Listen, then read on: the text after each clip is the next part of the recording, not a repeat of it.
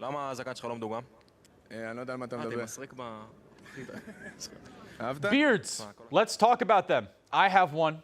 You might have one. Many men have them, and some women too.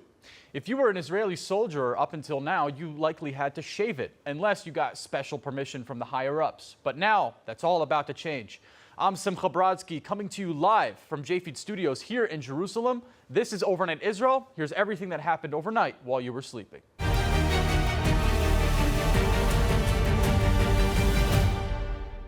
The IDF is loosening up. For the first time ever, all soldiers, not just the religious ones, will be allowed to grow beards. No more permits, just keep it neat and you're good to go. It's not just about facial hair. For female soldiers, they're now allowed to wear any colored nail polish of their choosing, moving beyond the classic military-approved shades of pink, black, or gray. So yes, you might soon spot soldiers with turquoise, blood red, or even sparkly lavender nails.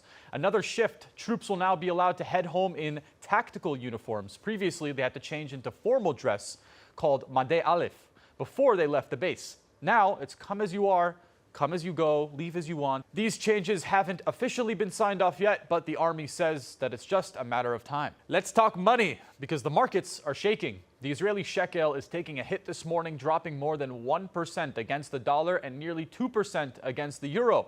It's now trading around 3.82 to the dollar, a level that we haven't seen since the peak of last summer's fighting. Why? Because Trump's new wave of tariffs are kicking in, and it's rattling the global markets.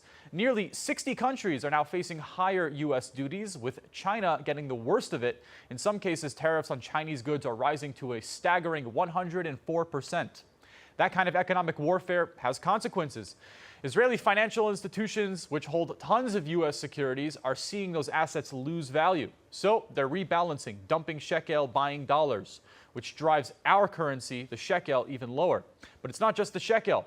The Tel Aviv Stock Exchange opened in a slump today. The TA 125 index dropped by 1%, and other indexes are following suit. It's a clear sign that investors are nervous, and this trade war may be entering a new phase, possibly a more dangerous one.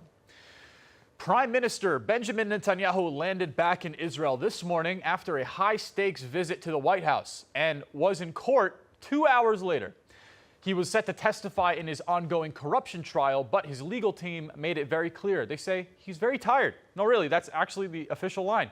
His lawyer told the judge that he didn't sleep a wink on the flight and shouldn't testify while he's bleary-eyed. The judge didn't exactly jump at the excuse, but said that the court would see how things go. And just like that, from a state visit with Trump to the defendant's bench in Tel Aviv, only in Israel.